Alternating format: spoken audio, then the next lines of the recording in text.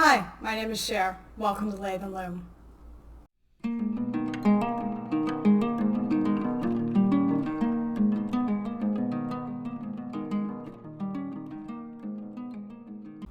Hey everyone. I've kind of got a bit of a whip update today. I got one finished, well actually two finished objects since the last recording, and then I'll give you a little update on knitting progress. I've got one crochet project, I know, who am I? And I'll show you where I am with the machine knit trouser project. So let's get started. So welcome to episode 61. I am recording today in the eastern part of North Carolina on the east coast of the United States. It's a beautiful, very cool and windy but sunny day. We actually dipped down into the low 30s Fahrenheit, so for us quite chilly last night. Really our first sort of we've had cool weather, but that's really kind of the coldest snap. Made us think about the hot tub, going out in the hot tub with the breeze. Yeah.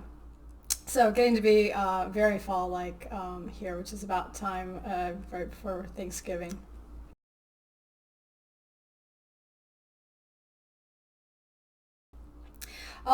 Today I have one finished object. So these are a long overdue pair of socks that I started on our trip to Switzerland last year. I guess it was just last year. Feels like eons ago now. This is knit. It's just my plain vanilla sock recipe that I added some ribbing detail to get a little wider cuff. I don't usually knit my socks this tall, but I wanted some boot socks. And I'm super happy how this turned out. So I do Turkish cast on for the toe, knit toe up somewhere in the 50-ish rounds, 50, 55 rounds. Do a short row shadow wrap heel. Don't you love how the contrast came through on that heel, like a bullseye? And then I feel like it was 60 maybe in the leg, and then 20 rounds for the cuff. Did 2x2 ribbing. So what I did here though is I actually increased, let me put one of these down, actually increased starting down here and added in just some ribbing detail, 2 and then 5 on up, which is a little bit, you had to pay attention a little more than just plain vanilla in the round, but up to 72 stitches total. So, or actually 74, and then I went down 2 to do the ribbing. So super pleased with how that turned out. The yarn is from a German dyer, Nicole C. Mendez. These are the plumpest, like I love this base. I mean, it's not always economical for me to order from overseas, but I just love them. She's got beautiful colorways. She's got a shop on Etsy, so I would definitely say check her out. So one pair of socks done. As you know, I started all these heel iterations, or you may or may not know, heel iterations during Sock Week with Nitty Natty's Love and Stitches membership, and so I have a lot of like half done socks on the needles, so I definitely need to kind of chip away at that. So these I started on my own, but the oldest pair, so I was happy to get them done, plus I'm ready for some boot socks, so win-win there. And the other finished object I have, I had already completed, I think last time, the quaddy blue pair of Sandus Garn slippers, and so this is the pair in fur green. I'm using Heritage by Briggs and Little, and this is the colorway fur green. And I know they don't always come through but the color variation in their yarn is just fabulous. Really, really enjoy it. So these are still in their little pants stage, but they'll be stuffed. I haven't decided if I'm going to felt them stuffed or like this, and then stuff them maybe part of the way through and then put them together. So that is the second pair finished, which, let's see here, too many things. I know, it's cast on. It's what happens when you cast on all the things. Let's see, if I go to, we'll move into works in progress.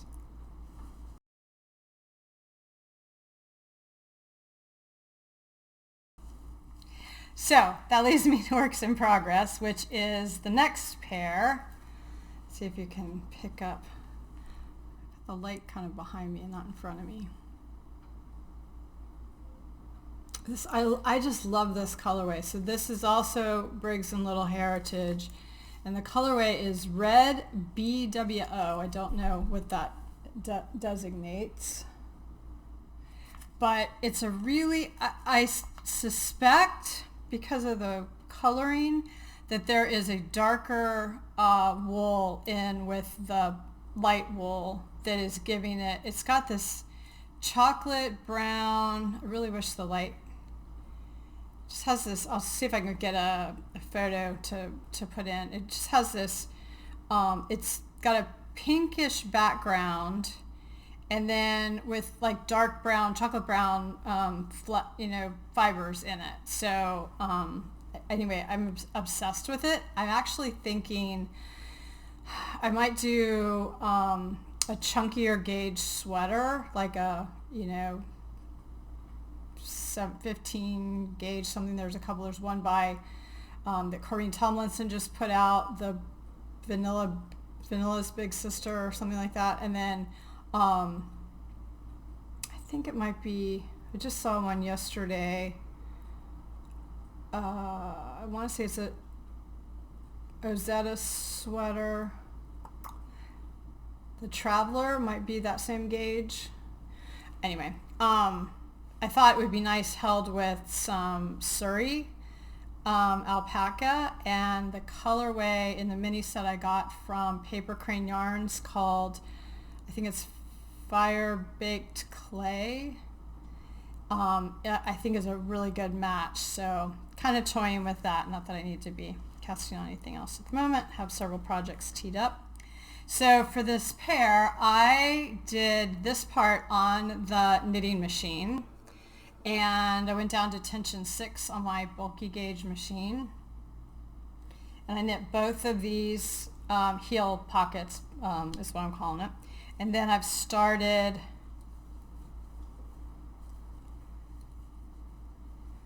the foot just with my hand needle. I think I could actually figure out the rest of it on the machine as well. I mean, it does a nice job. You cast on with a closed cast on, and then you just knit the rounds for the pocket. And then I just put them on hold and picked them up, and then I'm knitting away. So, but it's sort of like the hybrid knit of it. I'm trying to find like that balance with the machine knitting. I think some things I'll want totally on the machine, some things I won't want to put on the machine, and I think some things will lend itself to doing more that way. But so that's where I am with the Sanduskarn double slippers.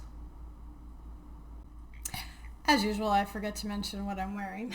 So before I get started, this is my flax sweater with sock sleeves. So the flax itself has a garter ridge on the sleeve. So raglan style sweater. I knit this in Earth Yarns DK. This is the colorway Grape or Vineyard or something. It's in my project page. And then I used 2 sock skeins that did the self-striping, which I was super excited. Look how close the match is. Like, it's pretty good. Anyway, so that was fun. It was one of my, I think was my first raglan sweater. So it's, I like it. It's good, comfy style. Anyway, back to our works in progress. I think I mentioned last week that I decided to join in the Arne and Carlos 2025 Stocking Knit Along. So they are releasing a pattern 6 rows a day for the 6 days of the week, Monday to Saturday, and then Sunday's kind of a rest catch-up day, which is nice. So the first week I joined, or I was traveling when they started, and I decided to join. So I caught up that Saturday, and then the second week I needed one more yarn and one more color of yarn rather. So I had ordered from Maritime Family Fiber, and it took 10 days, which is kind of long. I suspect the federal government situation has something to do with that. So, because it wasn't a delay, like they shipped it out like very quickly. But anyway, so the yarn came yesterday. So I was to here. That was week 1. And then last night, I'm desperately trying to catch up. So at some point this week, I'm actually on the actual day that we're doing. So I'm kind of doing it as we go. Tell me, I'm having so much fun because they show the pattern, they do a little clip, which is pre-recorded, but because they're traveling, which is fine. But and then they do a quiz, and then you at the end of the week, everybody that answers in the quiz, they do a random drawing for some sock yarn, which of course I'm never gonna win, but it's fun to play. So I'm kind of just enjoying. Oh my gosh, I gotta check in with Arne and Carlos today. But anyway, so I got the gold yarn, and then we've knit this acorn section. So I just started on the candle, and up here I am actually pretty pleased. This is also Briggs and Little Heritage 2-ply, the same yarn that I'm using for the Sanduskarn double slippers, because I had almost all the colors. I just had to order that gold. And I did a really light steam block so you guys could see that. This row here is going to be where the afterthought heel is. I've actually never done an afterthought heel this way. I always just unpick my yarn. So I'm really interested to see like how that goes. So that's kind of, those stitches waiting to get picked up. And then, last night I'm feverishly, knitting away, trying to catch up. And I'm actually up here, I decided this morning, some of these long, I don't like how, I always have to look up how to catch floats. I typically don't, but some of these are 5 stitches, which is about a little over an inch or about an inch in this yarn. So I thought it would be better, especially if you're putting things in the stocking. Although I have no idea what I do with this. I really totally joined it just for the fun of it.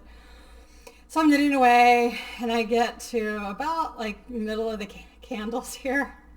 And I look down and I'm like, why is that only 5 days? Because I'm kind of trying to figure out when I'll catch up. And I realized that on the start of this day, which I think was day 8, there was one more row of green. So if you look, I don't think you notice it just looking. If I didn't say anything, you wouldn't notice because the main motif is there. But you can see there's kind of this closed off section here I didn't do. And you know what? I'm not going back. So it was for fun. I'm just enjoying it. It'll be my little design secret. So anyway, it's fun. It's not too late.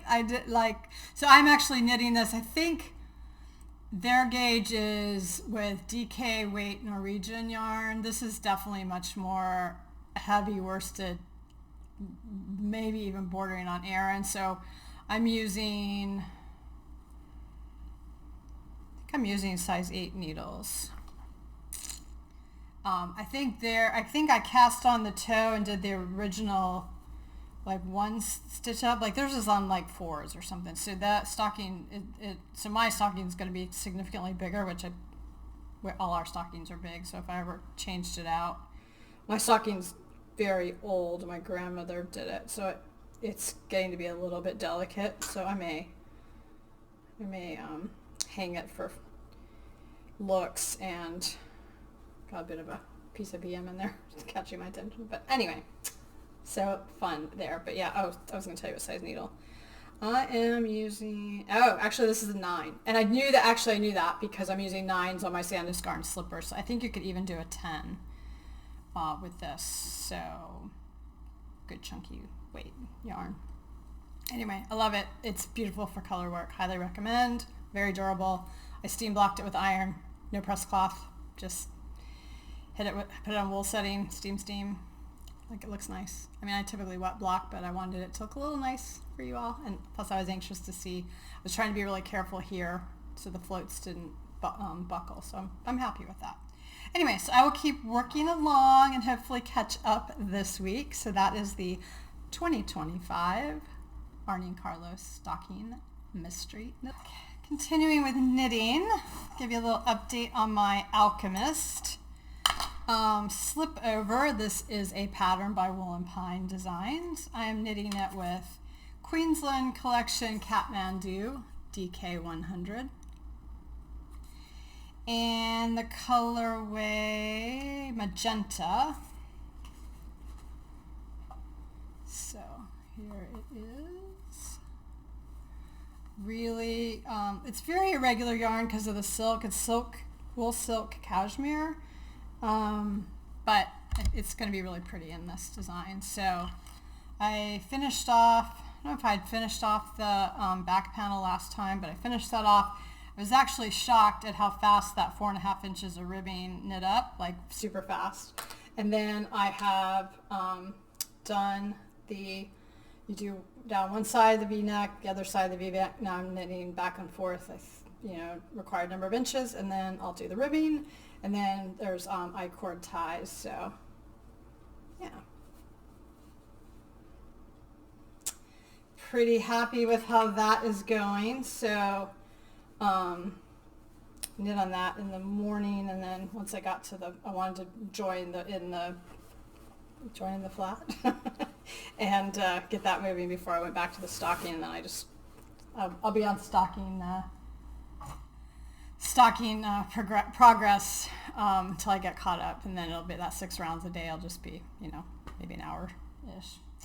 And then I've started, I'm probably crazy. I started this little blanket for the dog. So Miss Sadie, I'll see if I have a good picture for her.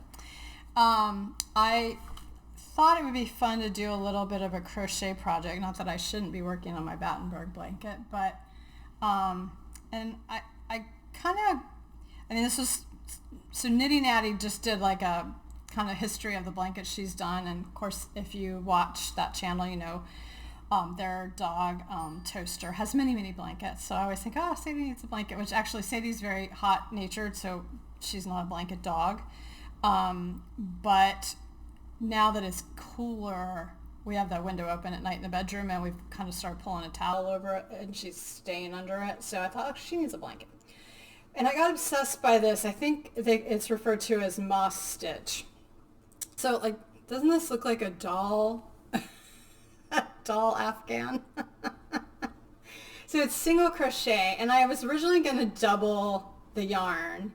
I'm using fingering weight because I wanted to use up all my sock scraps, because I thought that'll be washable and easy, and I have them laying around. And I do really like so to get the stripes to line up, it would be a little fiddly as I kind of got into these ends of balls. So I started it with the yarn held single, and I just think it's so pretty, but it is going to take forever. So I'm toying with just doing some double crochet in a plain yarn in between the striped yarns to give it a little bit quicker growth. I don't know. If I get tired of it, it can become a mat or something. I don't know. I can rip it out, whatever. Because I keep thinking, oh, this is ridiculous. I'm crazy to try to knit a blanket like this, but then I just keep going. So who knows? The mind of a knitter or crocheter. And actually, this made me realize at the end, I always say happy knitting, spinning, dyeing, and weaving, which is just kind of like my shtick, but I don't mean to leave out crocheters, so please don't be offended with my tagline. All fiber crafts are welcome. This is in a bag by Cooper's Corner. This is a new to me bag maker, because this bag is I Heart You out of Canada, and I love these bags. And I have not seen her post in a considerable while, and shipping from Canada and the whole tariff thing makes that a little bit complicated. These are very much a similar, good high quality. It's got that little bit, I just like that little bit of padding. So I think this might be my new go-to bag maker. So anyway, if you check her out, I believe also Etsy, but I'll put a link in the resources. I often forget to mention, I do pretty extensive show notes, and I try to at the bottom put, like, if I mention other podcasts or other episodes or shops, so forth, I try to put that in that information, as well as patterns, my Ravelry link, etc. So there we go. And that leaves us to our last work in progress. So I'm continuing on my machine knitting. And so this week I'm up to doing the waistband. I finished all of the legs. So this is the 2 back legs. So if you missed last week, go back and watch me talk about my experience with gauge and machine knitting. But this is really interesting. You're actually sort of knitting fabric into, yes, we knit fabric into shapes when we knit sweaters. Now, and other garments. I've only ever knit sweaters and accessories. I have not ever knit any pants. And it's shaped. More often than not, we're doing it together, although certainly it would be very similar to flat knitting and seaming, right, essentially. And so it's almost like, it's like if you knitted the fabric and cut it out, that's what you're shaping on the machine. So that's probably silly to explain, but anyway, that's how we do it. And so I've got these 4 panels. These are the 2 back panels, of course. So here's the waistband will be where the yellow is. This is, the crotch bum area. And so then I have to start like seaming this up together before I attach the waistband. It looks really see-through with the light behind it, but up in person, on you, it's not. But I did the first part of the seam and I was happy with it. You're not going to be able to see. And then I'll put a picture. I did the second part and I'm like, oh no, that is terrible, especially on my bum. Even if I'm just going to wear them around the house, I don't want them to be like hideous. So I tried again. I didn't have any luck. It bunched up on the machine. So I ended up for this curve section, and I really think it's to do with the curve and like how I'm really sorry, y'all. This lighting is going to be problematic, I'm afraid. Anyway, I ended up picking these up on a hand knitting needle and doing a 3 needle bind off, which is literally probably my least favorite bind off of all time. So this took me an exceedingly long time. But anyway, hopefully now I can pick up the straight seams on the machine relatively quickly. I've learned some lessons, as you often do, and then I will do the waistband, so now I'm going to be, unfortunately this is on my standard machine, and I'm starting a class to do that eaves jumper, so I'm super excited about it. I'm using Jamieson and Smith on that. So I did my gauge swatch. I did a 80 stitches by 80 rows gauge swatch, so trying to learn my lesson. And I had a tip on that I needed to use a bigger, higher tension or larger gauge, if you will, for that Jamieson and Smith 2-ply jumper weight is what I'm using. But I had a lot of it, and I think it'll be fun. So this week we're going to learn how to do the punch cards that'll do the patterning, and we're going to learn how to do a quarter yoke gauge swatch, which I'm like ridiculously excited about swatching with the machine knitting, so I'm enjoying that. And just, it's nice to hear directly from the designer and, join in the fun with everybody else, so I'm really enjoying that. So that is, that's not all my works in progress, but those are the main works in progress that what I wanted to share this week. So I think that is it. I did have one, trying to be pretty good about acquisitions, stash acquisitions, but I did, when I ordered that gold Briggs and Little yarn, I did order a few more skeins to do some more slippers, and because it's silly, by the time I paid the shipping to do the one skein, the shipping's as much as the second skein, and then, you know, you get into that whole free shipping. I know this is knitter math, but so be it. I've got some gifts to knock out with this, so working through those, and I'm especially excited since I've figured out how to do the pocket, which is the magic loop part that I don't really enjoy, and then I don't mind the small circular, so I think it's just a really nice hybrid knit project. And then maybe by the end I'll figure out, especially for my husband, because he's got a very large size 14 foot, so maybe I will figure out how to do his all on the machine. I don't know, but that doing each of those toes just takes, you know, an hour and a half or something like that. I should time that. Doesn't matter. I don't know. It's interesting. I did watch, I think it's Cozy Books and Knits, or Cozy Knits and Books. Apologies, I'm not remembering it correctly, but I'll put it in the link below.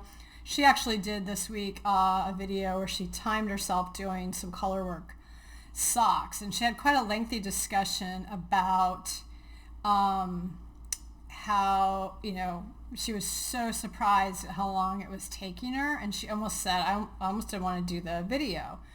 And, you know, and then like the discussion, of course, went on to, well, you know what, it's kind of important that we're a little bit realistic, because if we came on every week and had garments and garments, like, it's not very encouraging for people, and we don't knit that way.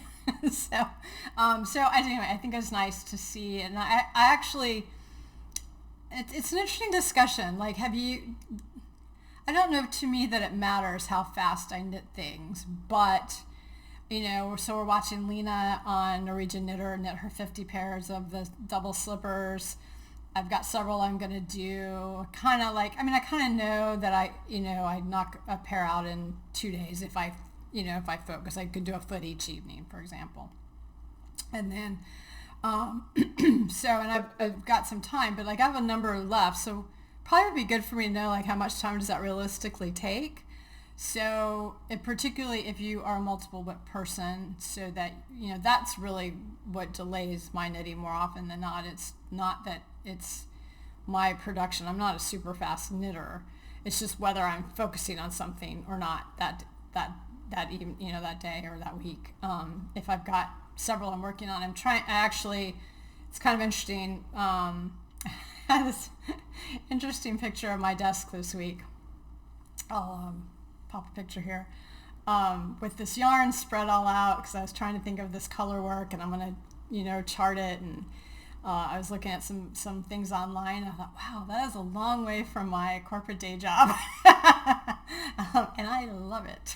So I do have, you know, a schedule. I mean, in between the farm stuff is, you know, I do get up and think, okay, this week, you know, yesterday I thought I've got to finish that seam so that I can get to the next step on the trousers. I wanted to make sure I joined the Alchemist in the flat so that I would be done with that, so that I could set aside some time to catch up on the stocking. So, I mean, like, look, this is like a huge luxury I get, and it won't be that way once the mill is up and running, I'm sure. But for now, like, I'm trying to be really methodical about it, and you know, as I'm going through the machine knitting, I'm paying for these classes. I want to get a lot out of them. I'm thinking it could be interesting to do some custom yoke sweaters, you know, in the background. So to me, that's like a real skill builder that's, I think, important. I don't know, would people buy that? I mean, try to think about like what that costs, and then you really do have to, I think, know how long did it take you, what materials did you put into it. So all the things I'm thinking about as I think about this upcoming career change, that's super exciting. So not much going on the farm this week. We will be going down next week to pick up the tractor and take some tractor lessons and start working on a little more stuff for the pasture. So more to come on that. I actually have my dried soil sample here. It needs to go off to Clemson. So that's where we are. I would love to know what you're knitting, crocheting, spinning, dyeing, or weaving on. So leave a comment below. I would super appreciate it. Or let me know where you're watching from. Again, hello to new subscribers. Still trying to get this channel over the 500 mark. Anything to share. One of the biggest things you can do is just leave a quick comment. It really does help the channel get more views. I'm trying to do some of these shorts. I don't know if people are receptive, but I get a lot of traction off of them. So if you have ideas for that, I don't know. I see all podcasters do these Q&As. I've never done that. I don't know if that's interesting, but let me know. Let me know what you'd like to see more of. I think, as we start the construction, and certainly once the mill's up and running, I'll have some variety of content, and I'll need to think about, do you want to see stuff about the farm? Do you want to see stuff about the mill? How we evolve the channel and what we keep the same. I mean, I hope I'll always have time for the knitting and the projects, and I love that aspect of it, but definitely some things to morph there. I've had people ask if we'll do a membership or start a Patreon. Totally up in the air. I don't know if that would be of interest to people or not. So again, love to hear your thoughts. Here's all my contact information, including my email if you want to reach out. But comment below, share, like, and give it a thumbs up would be super helpful for the channel. I appreciate each and every one of you spending some time with me. So I will wish you a great week of fibery goodness and happy knitting, crocheting, spinning, dyeing, and weaving. Bye, y'all.